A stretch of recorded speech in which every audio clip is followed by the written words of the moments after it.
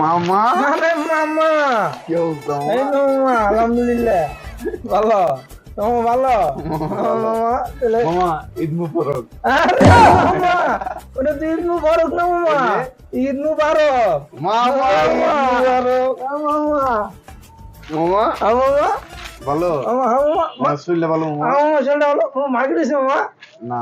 মামা এটা কি কইলাম মামা আমার তো মামা একবার হুগাই গেল তোমার কথা হয় না মামা মামা তোমার মার্কেট হইছে না মামা আমারও মার্কেটে নাই মামা মামা বাই বাই মামা আবার ও ভাই যাই হোক মামা মার্কেট হয়েছে মামা না না না আরে মামা হইছে, হইছে, হইছে। যেমন ঠিক আছে মামা মার্কেট হইছে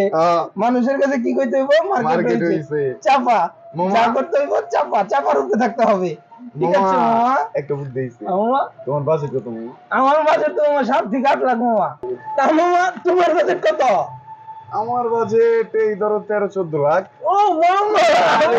মামা তুমি তো আমার মামা মামা মানে কি মামা আমার অর্ধেক তোমার না? মামা মানে মনে করো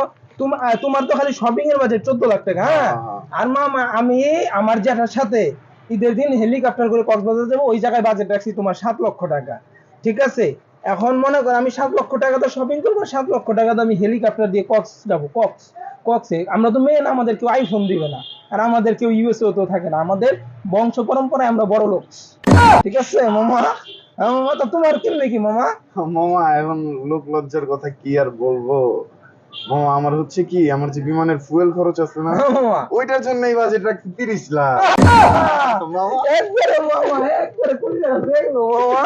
দেখ মামা দেখ আচ্ছা মামা তো মামা এবার ঈদে কই থেকে শপিং করবা যে ঈদে এখনো করো নাই ইটালি যাইতে পারি ইতালি আরে মামা চেনা পরিচয় কেউ আছে? ওই ভাই ব্রাদার চাকরি দিয়ে দিছে ওই জায়গার যে সরকারের যে ডাইনাত ওটা কিন্তু আমার পিএস ওই নিজে আমার পিএস